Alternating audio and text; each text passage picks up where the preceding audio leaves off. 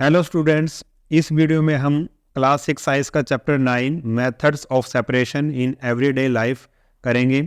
Dear students, channel पर math, Hindi, science, social science, Sanskrit, English सभी subject के वीडियोस आपको मिल जाएंगे। इसके लिए आप प्लेलिस्ट या वीडियो की डिस्क्रिप्शन को चेक कीजिए।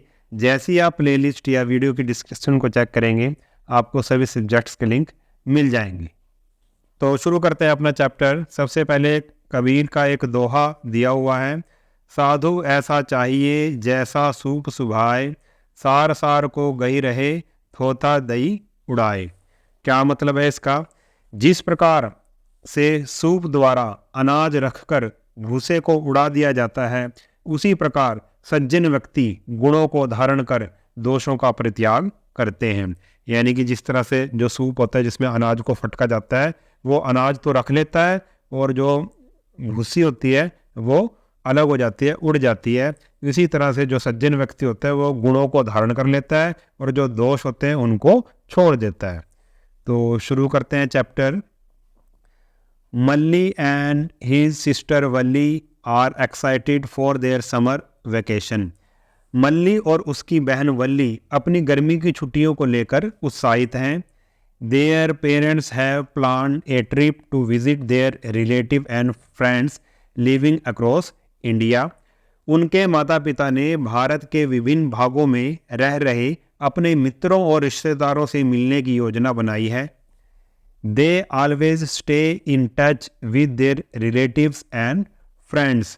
वे हमेशा अपने मित्रों और रिश्तेदारों के संपर्क में रहते हैं। Do you also keep in touch with your loved ones. अभी आपसे पूछ रहा है, क्या आप भी अपने प्रियजनों के संपर्क में रहते हैं? आप उनके साथ कांटेक्ट बनाकर रहते हैं।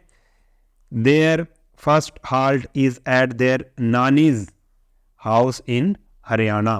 अब वो चल पड़े हैं, निकल पड़े हैं घर से। उनका पहला पड़ाव हरियाणा है, जहां मल्ली और वल्ली की नानी जी का घर है।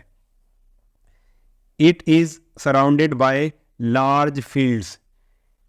उनका घर बड़े बड़े खेतों से घिरा हुआ है। जो ये उनका जो घर है, नानी का घर है, वो बड़े बड़े खेतों से घिरा हुआ है। Malli and Valli are fascinated by the variety of grains piled up in the country yard. वे आंगन में जमा विभिन्न प्रकार के अनाजों की ढेरियां देखकर खुश हो जाते हैं। जो मल्ली और वल्ली हैं, जब वो घर के आंगन में जमा विभिन्न प्रकार के अनाज की ढेरियां देखते हैं तो वो खुश हो जाते हैं। देयर मामी and mama along with their community members are busy separating small stone and husk from the grains with their hands. उनकी मामी जी और मामा जी समुदाय के अन्य सदस्यों के साथ अपने हाथों से चावल और गेहूं जैसे अनाजों से छोटे कंकड़ और भूसी अलग करने में व्यस्त हैं। Malli and Valli are curious to know why this is being done. Malli और वल्ली यह जानने के लिए उत्सुक हैं कि ऐसा क्यों किया जा रहा है। ये जो लोग हैं वो अनाज में से कंकड़ क्यों चुन रहे हैं। Their nani notices their curiosity and explain, we are removing these stone so that the grains are fit for cooking. उनकी नानी जी उनकी जिज्ञासा देखकर समझाती है। वो नोटिस कर लेती है कि ये बहुत ही क्यूरियस हो रहे हैं बच्चे, तो उनकी नानी जी उनकी जिज्ञासा देखकर समझाती है, हम इन कंकड़ों को इसलिए निकाल रहे हैं कि यह अनाज पकाने के योग्य हो सके। यानी कि कंकड़ अलग हो जाएंगे और जो बाकी जो अनाज बचेगा उसको क्या कर सकें, हम पकाने योग्य बना सकें। क्योंकि अगर कंकड़ वाला अनाज पकाएंगे तो फिर उसमें दिक्कत उनको आ सकती है खाने में। They go around the house to see the fields and the cattle. वे घर के आसपास के क्षेत्र में घूमते हैं और खेतों और पशुओं को देखते हैं। कैटल यानी कि जो उनके पालतू पशु हैं उनको देखते हैं। टू कीप देम बिजी, नानी gives them a challenge of hand picking small stone from grains while keeping their eyes closed. उन्हें व्यस्त रखने के लिए, उन्हें बिजी रखने के लिए नानी जी उन्हें आंखें बंद करके अनाज से छोटे कंकड़ चुनने की चुनौती देती है। उनको एक चैलेंज दे देती है कि आंखें बंद करके आपने क्या करना है, अनाज में से कंकड़ चुनने हैं। The method of picking by hand from a mixture when two or more substances are mixed such as small stones and husk from wheat and rice is called hand picking। अब hand picking की क्या definition दी है? hand picking का मतलब होता है हाथ से छांटना, हाथों से छांटना। The method of picking by hand, ऐसा मेथड जिसमें हाथ के द्वारा छांटा जाता है, फ्रॉम ए मिक्सचर, किसी मिक्सचर में से। और वो मिक्सचर क्या हो सकता है? व्हेन टू और मोर सब्सटेंसेस आर मिक्स्ड, जब दो या दो से ज़्यादा कोई सब्सटेंस हो उनका मिक्सचर। सच एज, जैसे कि किसका मिक्सचर हो सकता है? स्मॉल स्टोन, छोटे कंकड़, और हस्क यानी कि भूसी, जैसे या तो गेहूं की भूसी हो या राइस की भूसी हो, ठीक है, उनमें से हाथ के द्वारा आप कंकड़ छांट रहे हो, तो इस तरह के मेथड को हम क्या कहेंगे? हैंड पिकिंग कहेंगे। It is done on the basis of differences in size, color and shape of the particle। और यह किसके आधार पर किया जाता है? हैंड पिकिंग किसके आधार पर किया जाता है? पार्टिकल की जो कण है उसका साइज, कलर या फिर शेप को देखकर ये किया जाता है। जैसे दो पार्टिकल हैं, एक छोटा एक बड़ा है, तो आसानी से हम छांट सकते हैं। If the particle to be removed are present in small quantities and can easily be picked by hand picking proves to be a convenient method. अगर अलग किए जाने वाले कण कम मात्रा में हो, यानी कि हैंड पिकिंग हम कब करेंगे? जब वो कम मात्रा में हो। यदि अलग किए जाने वाले कण कम मात्रा में हो और आसानी से उठाए जा सकते हो, तो हाथ से छांटना यानी कि हैंड पिकिंग एक सुविधाजनक विधि सिद्ध हो सकती है। अगर कम मात्रा में हो तो ये बहुत अच्छा मेथड है। जैसे मान लो कि हमने घर में दाल बनानी है और दाल में 3-4 कंकर है, हमने छांट के उसको अलग कर दिया, तो ये मेथड बेस्ट है अगर वो कण कम मात्रा में हो। At lunch Malli and Valli are served steaming hot vegetable pulao. दोपहर के खाने में मल्ली और वल्ली को गर्मा गर्म पुलाव परोसा जाता है। While eating the pulao, Nani observes that Malli is separating whole black peppers from the plow and is placing them aside on his plate। अब देखो क्या है, पुलाव खाते समय नानी जी देखती है कि मल्ली पुलाव में से साबुत काली मिर्च निकालकर प्लेट के किनारे रख रहा है। वल्ली playfully teases, wow, this is a hand picking method, nice one। मल्ली मजाक में कहती है, वाह, यही हाथ से चयन करने की विधि है, अच्छी है ना। यानी कि यही जो तू कर रहा है, अपने भाई को कहते हैं जो ये तू कर रहा है, ये कौन सा मेथड कर रहा है तू? हैंड पिकिंग मेथड तू कर रहा है। उसमें से काली मिर्च निकाल कर, पुलाव में से काली मिर्च निकाल कर अलग रख रहा है प्लेट में, वो खा नहीं रहा है उसको, तो उसके साथ वो क्या करती है? मजाक करती है। Nani tells them about the benefit of black pepper and encourages Malli to eat it। नानी जी उन्हें काली मिर्च के लाभ बताती हैं और मल्ली को इसे भी खाने के लिए प्रोत्साहित करती हैं। Later in the day, their mama takes them to the fields where they observe bundles of harvested wheat stalk lying in the field। कुछ समय पश्चात, यानी कि लेटर इन द डे, कुछ समय के पश्चात उनके मामा जी उन्हें खेतों में ले जाते हैं जहां वे काटे गए गेहूं के फूलों के गठरों का अवलोकन करते हैं, यानी कि उन्हें देखते हैं, ऑब्जर्व करते हैं। Some stalks are spread in the sun for drying. देखो ये क्या है? अनाज के फूल है, ये जो लेडीज ये कर रही है, ये क्या है? अनाज के फूल है, अनाज काटा गया है, फसल काटी गई, उसके फूल, ठीक है। तो some stalks spread in the sun for drying, कुछ फूलों को धूप में सुखाने के लिए फैलाया गया है। Both of them pick up a stalk each and notice numerous grains attach to it.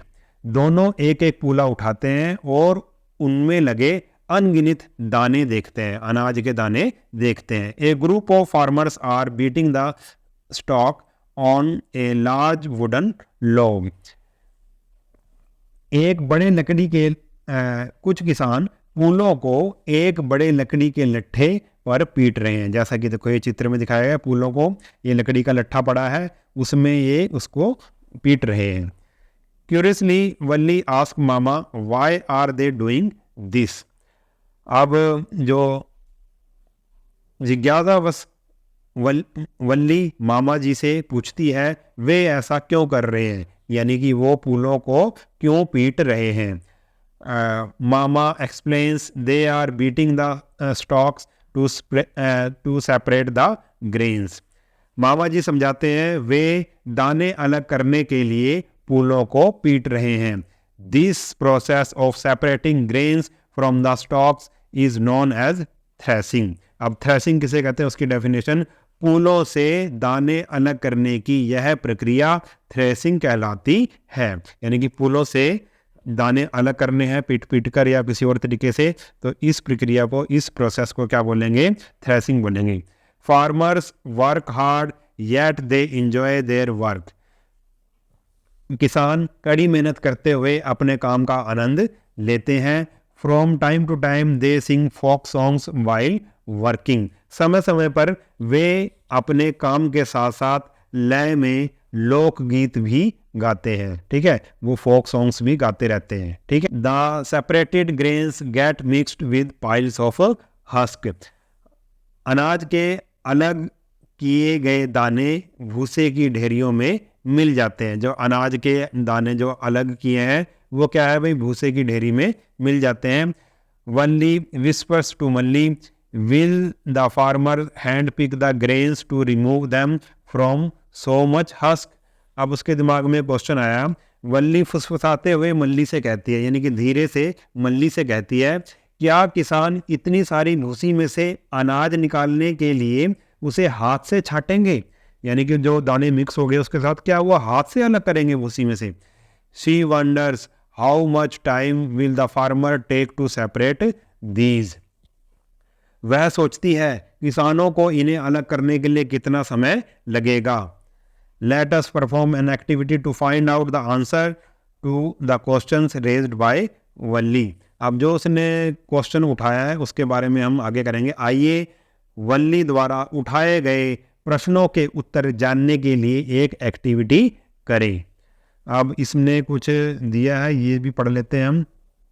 A small amount of puffed rice is mixed with chana dal. Can you think of separating the mixture by any method other than hand picking. चने की दाल में जो puffed rice होते हैं, जो फूला हुआ rice है, ठीक है, मुरमुरे जिसको कहते हैं, चने की दाल में मुरमुरों की थोड़ी मात्रा मिल गई है, पफ्ड राइस की थोड़ी मात्रा मिल गई है। क्या आप हैंड पिकिंग के अलावा किसी अन्य विधि से इस मिश्रण को पृथक करने के विषय में सोच सकते हैं? ठीक है, हैंड पिकिंग का यूज़ नहीं करना, किसी दूसरे मेथड का यूज़ हम कर सकते हैं। इसका जवाब अब आपको आगे मिलेगा। Activity 9.1 let us explore. Take a handful of roasted peanuts and rub them between your palms. What happens. मुट्ठी भर भुनी हुई मूंगफली के दाने लें और उन्हें अपनी हथेलियों के बीच रगड़ें। क्या होता है? जैसे मूंगफलियाँ आप खाते हैं, वो मूंगफलियाँ लेने अपने दाने और उनको रगड़ना है और फिर देखना आप क्या होता है। Is it possible to separate the removed skin and the peanuts. क्या मूंगफली के दानों से छिलके अलग करना संभव है? क्या पॉसिबल है? Now try blowing it. What do you observe. अब उसमें फूंक मारे, आप क्या देखते हैं? जैसे आप फूंक मारोगे उसमें, वो जो मूंगफली का जो छिलके हैं वो अलग हो जाएंगे और मूंगफली आपकी हथेली में रह जाएगी। Which of these component removed peanut skin और पीनट आर ब्लोन अवे। हटाए गए मूंगफली के छिलके और मूंगफली के दानों में से कौन सा भाग उड़ जाता है? कौन सा भाग उड़ेगा बताओ? जो हल्का होएगा वो उड़ जाएगा, यानी कि जो उसका जो छिलका है, ठीक है, दानों का ऊपर जो परत चढ़ी हुई है, स्किन चढ़ी हुई है पीनट, वो उड़ जाएगी। You observe that blowing air separate the heavier and the lighter component. आपने देखा होगा कि फूंक मारने से भारी भाग से हल्के भाग अलग हो जाते हैं, यानी कि भारी चीज से हल्की चीज क्या हो जाएगी? अलग हो जाएगी। फूंक मारने से जो हल्की होगी वो उड़ जाएगी। How do you think farmer separate so many grains from husk. आपके विचार में किसान इतनी सारी भूसी से अनाज कैसे अलग करते हैं? वही वाला क्वेश्चन आ गया, भूसी में से वो अनाज को कैसे अलग करेंगे? क्या हाथ से चुनकर? नहीं, उसका भी एक मेथड है, उसके बारे में अब हम पढ़ रहे हैं। ट्रेडिशनली ए सूप यानी कि बैम्बू ट्रे, जो हमने शुरू में किया था, एक दोहा किया था कबीर का, इसको कहते हैं सूप। ठीक है, इसको कहते हैं सूप। इसमें अनाज को फटका जाता है। Traditionally, a soup, a bamboo tray is used for separating heavier and lighter component of a mixture. पारंपरिक रूप से यानी कि पुराने समय से किसी मिश्रण के भारी और हल्के अवयवों को, पार्ट्स को अलग अलग करने के लिए सूप का उपयोग किया जाता है। Next day their nana takes them to the field to show this process at work. अगले दिन उनके नाना जी उन्हें इस प्रोसेस को दिखाने के लिए खेतों में ले जाते हैं। Manli and Valli observe a farmer standing on a raised platform. मल्ली और वल्ली देखते हैं कि खेत में एक किसान ऊंचे चबूतरे पर खड़ा है। The farmer is moving the bamboo tray which contains threshed wheat grains in the direction of air or wind. अब जो चबूतरे पे जो किसान खड़ा है, किसान उस सूप को जिसमें थ्रेश किए गए गेहूं के दाने हैं वायु की दिशा में हिला रहा है। जिधर की तरफ वायु चल रही है उधर की तरफ वो उसको हिला रहा है। देखो आपको मैं चित्र दिखा देता हूँ। देखो इसमें भूसी भी है, दाने भी हैं, और जिस तरफ को हवा चल रही है, इस तरफ को हवा चल रही है, वो इस तरफ को वो हिला रहा है। ठीक है, तो अब देखो जो भूसी है, हस्क है, वो हल्की होती है, वो हल्की होकर दूर गिरेगी जाकर, और जो दाने होते हैं वो भारी होते हैं, वो दाने नीचे यहाँ पे ऐसे ढेरी में इकट्ठे हो जाएंगी। ठीक है, तो समझ गए आप। What do you infer from figure 9.4? चित्र 9.4 से आप क्या निष्कर्ष निकालते हैं? Do both the component wheat grains and husk fall the same place? क्या गेहूं के दाने और भूसी दोनों अवयव एक ही स्थान पर गिरते हैं? दोनों चीजें एक ही स्थान पर गिरेंगी। Which of the two component get blown away? गेहूं के दाने और भूसी में से कौन सी चीज उड़कर दूर चली जाती है? दोनों में से कौन सी चीज उड़कर दूर चली जाएगी? Can the wind separate the two component? क्या हवा दो कंपोनेंट को अलग कर सकती है, दो चीजों को अलग कर सकती है? तो अब देखो ये चित्र में आपको स्पष्ट हो गया है कि हवा से जो भूसी है वो उड़ जाएगी और जो अनाज के दाने हैं वो नीचे गिर जाएंगे, इकट्ठे हो जाएंगे।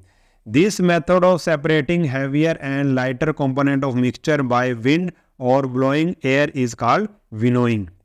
अब ये भी डेफिनेशन है, आपने याद कर लेनी है, ये इम्पोर्टेंट है। मिश्रण में से भारी और हल्के अवयवों को हवा या फूंक मारकर पृथक करने की यह विधि विनोइंग कहलाती है। यानी कि हमने सेपरेट करना है भारी और हल्के कंपोनेंट को, किसके द्वारा? विंड के द्वारा या फूंक मारकर, ठीक है, एयर के द्वारा अलग करने की यह विधि क्या कहलाती है? विनोइंग कहलाती है। Have you seen any similar kind of activity being done at your home? क्या आपने अपने घर पर इस प्रकार की प्रक्रिया होते हुए देखी है? तो आपने देख रखी है। ठीक है, ये भी आपने देख रखा होगा किस तरह से अलग किया जाता है दो कंपोनेंट को सूप का यूज करके। Valli is unable to separate husk from rice in a closed room, how can you help her? Valli बंद कमरे में चावल से भूसी अलग नहीं कर पा रही है, आप उसकी सहायता कैसे कर सकते हैं? अब बंद कमरे में तो हवा होगी नहीं, तो बंद कमरे में वो कैसे कर सकती है, कैसे अलग कर सकती है, आप उसकी हेल्प कैसे कर सकते हैं? तो आप या तो फिर ऐसा कोई जो फराटा फ़ैन होता है, अगर वो चला दिया जाए, स्टैंडिंग फ़ैन होता है जो, तो उसके सामने अगर रख के करोगे तो भूसी उड़ जाएगी और वो अनाज जो चावल है वो अलग हो जाएगा। ठीक है, अब यहाँ पे है हमारे पास मोर टू नो, इसको भी हम पढ़ लेते हैं। Technologically development have resulted in developing of threshing machines called threshers. तकनीकी विकास के परिणाम स्वरूप थ्रेशर नामक थ्रेशिंग मशीनें बनाई गई हैं। ठीक है, ये देखो ये है हमारे पास थ्रेशर। ठीक है, ये क्या करता है, these machines are used for separating grains from the stalks and husk.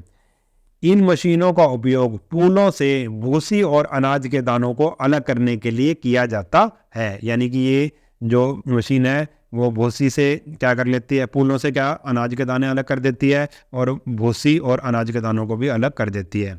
They perform both the task of threshing and winnowing simultaneously.